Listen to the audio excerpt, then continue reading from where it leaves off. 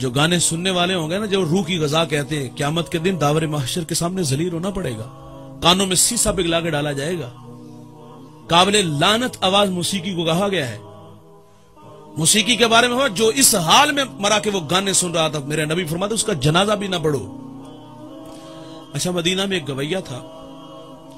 فنکار کی عزت فن کے ساتھ ہوتی ہے، جب تک فن ہے تو فنکار بھی ہے، لیکن فن کمزور ہوا تو کون فنکار کو جانتا ہے؟ کئی لوگ ایڑیاں رگڑ رگڑ کے چلے گئے، آخری وقت بڑے عجیب ہوئے، لیکن اس شخص کی خوش نصیبی جسے بڑھاپے میں یہ خیال آ گیا کہ میں کہاں زندگی گزارتا رہا۔ جب آواز چلی گئی نا، پہلے تو آواز تھی تو روٹی چلتی تھی، اب آواز نہ تھی تو اب بقیع کے قبرستان میں بیٹھ کے رونے لگا اور کہتا یا اللہ، جب آواز تھی تو پیٹ کی آگ بجھتی تھی، اب آواز نہیں تو کوئی گانا نہیں سنتا، پیٹ کی ضرورت نہیں پوری ہو رہی، تو پہلے تو ہاتھ جوڑ کے کہا یا اللہ مجھے معاف کر دے، اور یہ اللہ کا وعدہ جو معذرت کرتا ہے اللہ معاف کر دیتا ہے، اور پھر کہا یا اللہ اس بڑھاپے میں کہاں دھکے کھاؤں گا، میرے لیے کوئی رزق کا بندوبست کر دے۔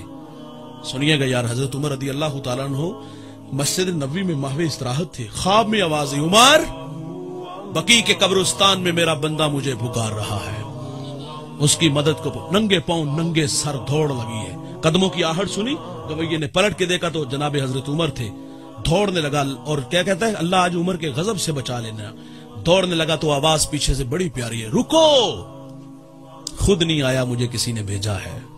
کہا کس نے بھیجا؟ کہا جسے تو ابھی ابھی پکار رہا تھا۔